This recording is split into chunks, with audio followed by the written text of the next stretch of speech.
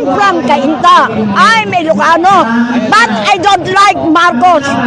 Ayoko kay Marcos. The most corrupt president.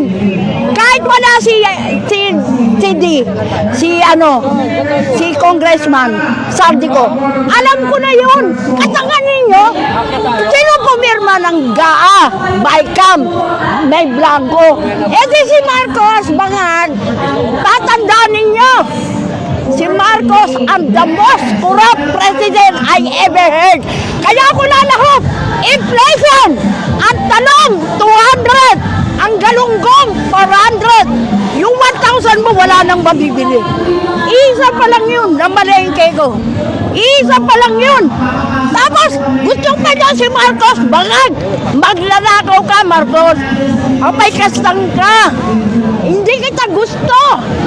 Binoto kita dahil kay Sara noon. Uniteam. Kung walang uniteam, di kita iboboto. Sabi mo pa nga, dama ko, hirap nyo. Puro pala kabalbalan yung sinabi niya eh. Kinumpanya ko pa yan. Nagbayad pa ako.